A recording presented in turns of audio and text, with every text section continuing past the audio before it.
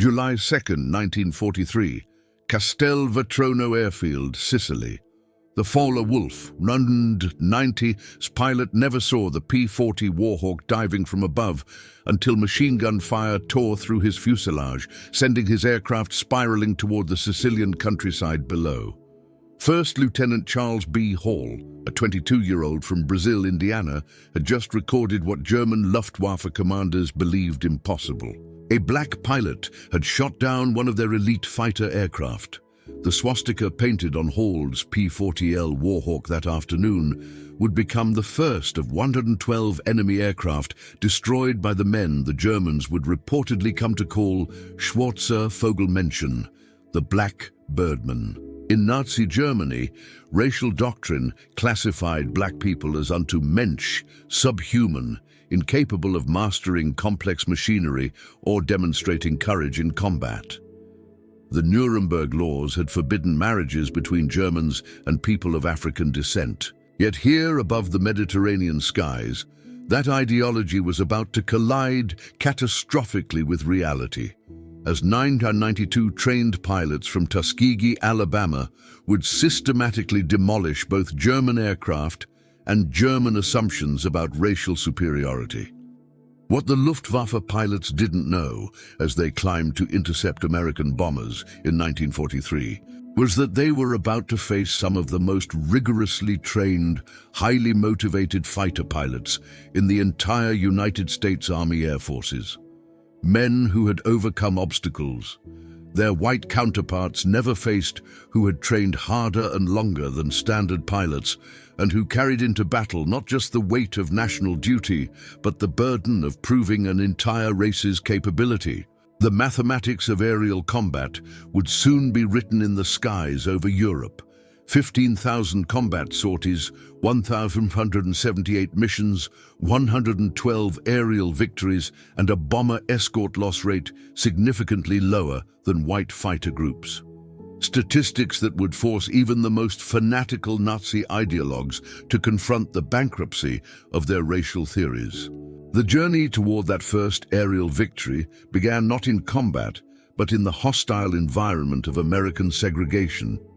In 1925, the U.S. Army War College had published a report titled Employment of Negro Manpower in War that concluded, compared to the white man, he is admittedly of inferior mentality. He is inherently weak in character. This official military assessment claimed that black soldiers lacked the intelligence for technical roles and the courage for combat leadership. Yet, even as military leaders clung to these prejudices, a small group of black Americans was already proving them wrong. Eugene Bullard had flown for France in World War I because America wouldn't let him serve. Bessie Coleman had earned her pilot's license in France in 1921, when no American flight school would accept her. By the 1930s, the Coffey School of Aeronautics in Chicago had trained dozens of black civilian pilots, demonstrating that flying skill knew no racial boundaries.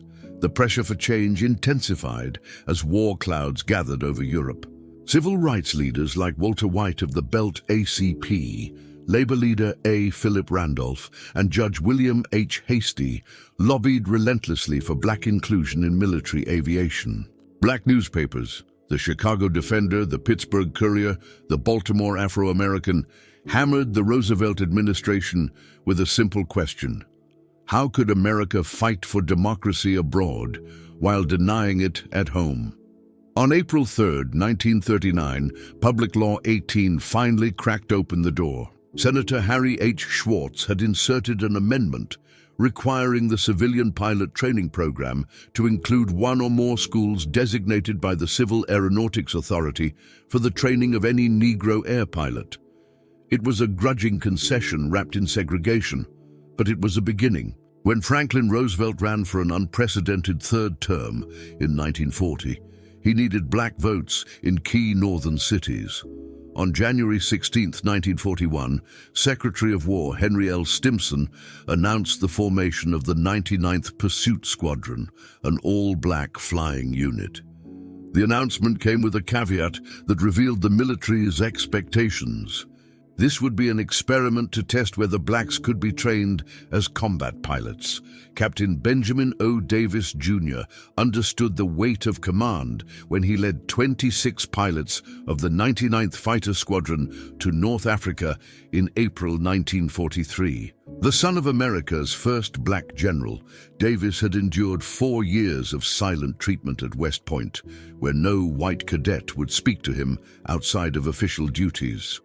Now, he commanded men who carried not just their own hopes, but the aspirations of 13 million black Americans. The 99th arrived at Farjuna, Tunisia, attached to the 33rd Fighter Group under Colonel William W. Mommy, a commander who made no secret of his skepticism about black pilots. Miere assigned them patrol missions over the Mediterranean, keeping them away from the real action. He wanted them to fail, and when they didn't immediately excel, he had his excuse. The morning of June 2, 1943, marked their first combat mission, an attack on the Italian-held island of Pantelleria. As their worn P-40 Warhawks climbed toward their targets, German fighters suddenly appeared. The Tuskegee pilots held formation, protecting their bombers. No aircraft were lost on either side, but the Germans had learned their first lesson. These pilots wouldn't break under pressure. But it was July 2, 1943, that changed everything. Charles Hall was flying his 8th mission, escorting B-25 Mitchell bombers attacking Castelvetrano airfield in Sicily.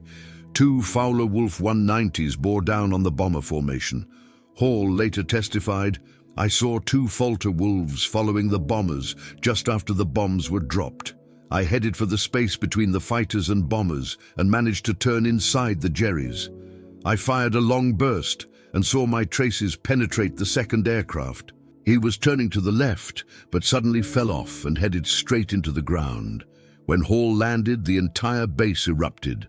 Black ground crews, who had endured months of insults from white personnel, finally had their answer to every slight. Hall's victory was the first aerial kill by a black American pilot in U.S. military history. By January 1944, the 99th Fighter Squadron had been in combat for 7 months. But Colonel Meare had filed a devastating report claiming they lacked aggressiveness and recommending their removal from combat. The report reached General Henry Hap Arnold, who prepared to shut down the experiment. Then came Anzio. On January 27, 1944, the Luftwaffe launched massive raids on Allied forces at the Anio beachhead. 15 pilots of the 99th, flying obsolete P-40s, encountered superior Fowler-Wolf 190s over the battlefield. What followed would silence the critics forever. The 99th shot down multiple enemy aircraft. Sources vary between 8 and 13 kills over 2 days. Captain Charles Hall claimed 2 more victories, bringing his total to 3.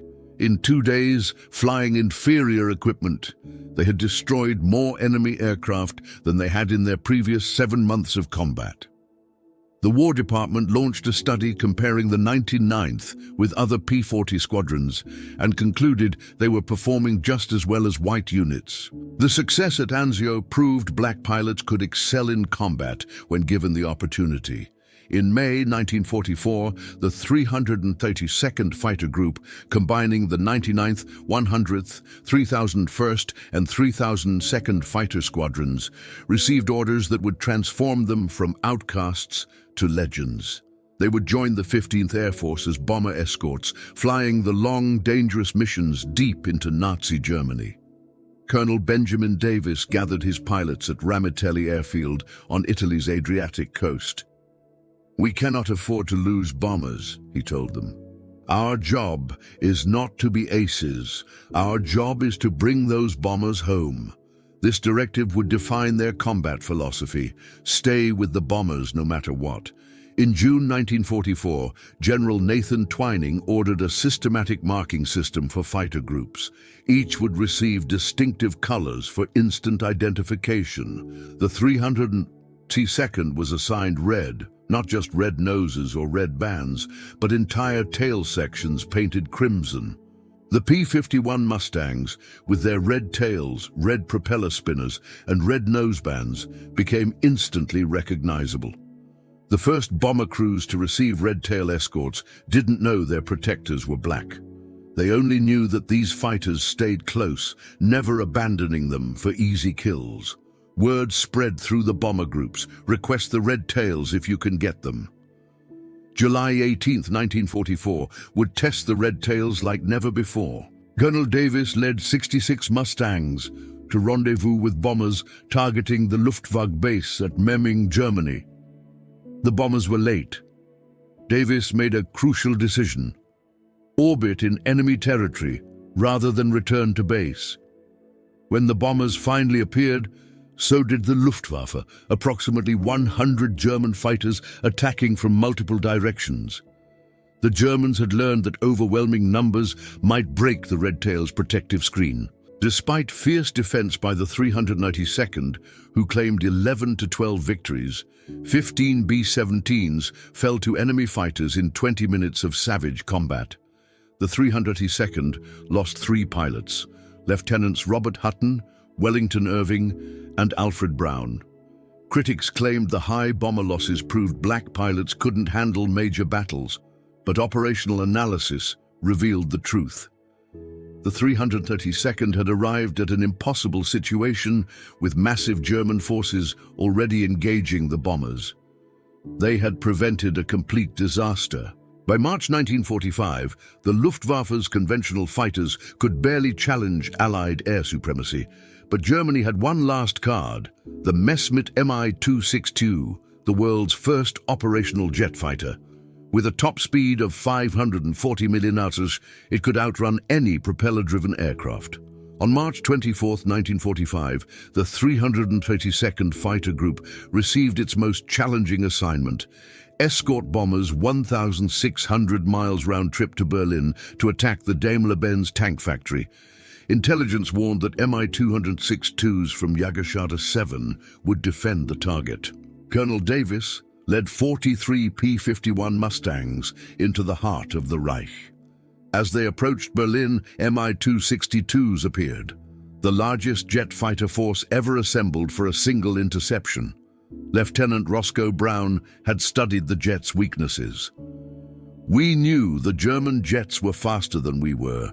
Instead of going directly after them, we went away from them and then turned into their blind spots," he explained. Brown shot down one Mi-262, reporting, "I pulled up at him in a 15-degree climb and fired 3 long bursts from 2,000 FT at Eitzwart to him.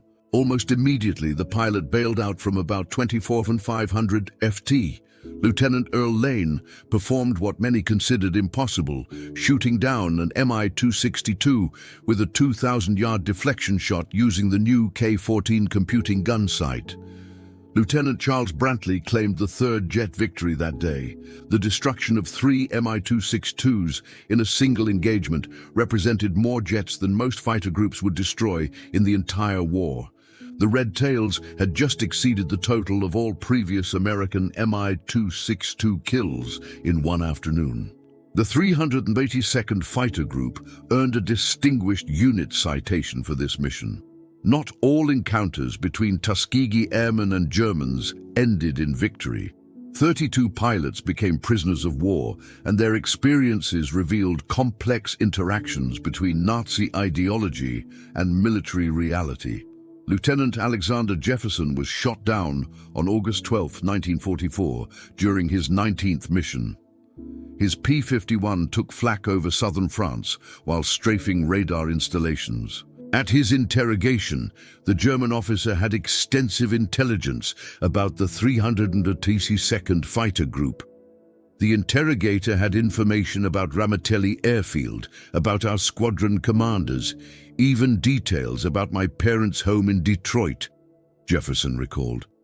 He knew my father was a teacher and my mother's maiden name. Their intelligence was frighteningly thorough.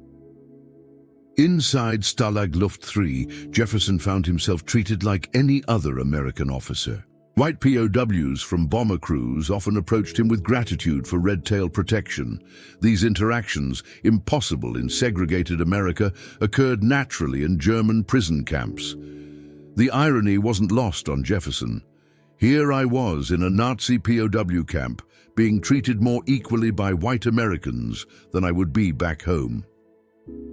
When the war ended and Jefferson returned to the United States, he was immediately segregated at the disembarkation point.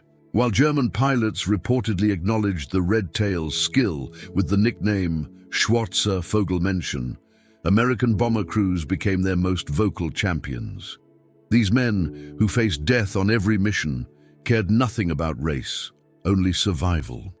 Bomber crews developed their own mythology about the Red Tails. Stories spread about their distinctive flying style, the way they waggled their wings in greeting, their tight formations, their refusal to abandon damaged bombers. Red Tail Angels became the bomber crew's name for them. The statistics supported the bomber crew's preferences. Research by Air Force historian Dr. Daniel Hullman revealed that bombers under 382nd Fighter Group escort lost only 27 aircraft to enemy fighters compared to an average of 46 for other P-51 groups of the 15th Air Force. This superior protection rate occurred despite the Red Tails flying some of the longest and most dangerous missions of the war. By war's end, the Tuskegee Airmen had compiled a combat record that demolished every pre-war assumption about black military capability. Combat operations: 1,578 combat missions flown, 15,000+ individual sorties completed, 179 bomber escort missions, 311 missions for the 15th Air Force. Enemy aircraft destroyed: 112 enemy aircraft destroyed in aerial combat, 150 enemy aircraft destroyed on the ground, 3 Mi-262 jet fighters shot down on March 24, 1945. Ground targets destroyed: 950 rail cars, trucks and motor vehicles, 254 locomotive engines. TA-22 former Italian destroyer Huspe, Missouri, damaged beyond repair on June 25, 1944. Protection record: 27 bombers lost to enemy fighters versus 46 average for other groups. Superior protection rate maintained across 179 escort missions. Individual achievements: Lee Archer, 4 confirmed victories; Joseph Elbry, 4 victories, including 3 FW-190s on July 12, 1944; Edward Toppins, 4 victories; Clarence Leicester, 3 kills in 1 mission, July 18, 1944. Decorations earned: 96 Distinguished Flying Crosses, 322nd Fighter Group pilots, 744 Air Medals, 14 Bronze Stars, 8 Purple Hearts, 3 Distinguished Unit Citations for the 99th Fighter Squadron, 1 Distinguished Unit Citation for the 332nd Fighter Group. Human cost: 66 pilots killed in action, 32 pilots captured as prisoners of war, 84 killed in training and non-combat missions. The transformation from mockery to respect wasn't just about courage. It reflected superior American training methods and technological advantages the Red Tails wielded with precision. At Tuskegee, pilots flew more hours than their white counterparts, 300 compared to 200 for white pilots. They practiced formation flying obsessively, knowing that in combat, discipline would be their edge. The washout rate at Tuskegee was 60% compared to 40% for white cadets. Only the very best survived the program, creating what Colonel Noel Parrish, Tuskegee commander, called a super-selected group. The progression through aircraft types told its own story. The 99th began with hand-me-down P-40 Warhawks, already obsolete when they arrived in North Africa. These liquid-cooled Allison engine fighters were inferior to German Bf-109s and FW-190s in almost every performance metric. Yet the Tuskegee pilots used the P-40's superior turning ability and rugged construction to hold their own. The arrival of P-51 Mustangs in July 1944 transformed the Red Tails into equals of any fighter unit in the war. The North American P-51D Mustang represented American industrial perfection. Its Packard-built Merlin engine gave it a top speed of 437 mph. Its 650 caliber machine guns could destroy any aircraft. Most importantly, its range, over 1,600 miles with drop tanks, allowed it to escort bombers anywhere in the Reich. Behind every pilot who shot down a German aircraft stood dozens of support personnel, mechanics, armorers, crew chiefs, who kept the red tails flying. Of the approximately 16,000 Tuskegee Airmen who served, fewer than 1,000 were pilots. The rest were the unsung heroes who made victory possible. The ground crews worked miracles with limited resources. Ramitelli Airfield in Italy was primitive compared to other American bases. Spare parts were scarce, with the 302nd often last in line for supplies. Yet their aircraft availability rate, the percentage of planes ready for combat, equaled or exceeded that of white units. These ground crews also faced combat. German raids on Ramitelli were rare, but deadly. On March 24, 1944, a German bombing raid killed several support personnel. The men continued working through the attack, pulling aircraft away from burning fuel dumps. The strategic bombing campaign over Europe provided the ultimate testing ground for the Tuskegee Airmen. Each B-17 Flying Fortress cost $238,000 and carried 10 highly trained crew members. The loss of a single bomber represented a strategic setback that rippled through the entire war effort. This is why bomber protection mattered more than aerial victories. Colonel Davis understood this when he ordered his pilots to resist the temptation to chase German fighters. "Anyone can shoot down a fighter if they abandon their post," he said. "It takes discipline to stay with the bombers when the enemy is running." The Red Tails' escort tactics evolved through experience. They developed a three-layer defense: close escort weaving directly above the bombers, medium escort positioned to intercept incoming fighters, and high escort watching for diving attacks. This system required precise coordination and absolute discipline. The Tuskegee Airmen fought two wars simultaneously, against fascism abroad and racism at home.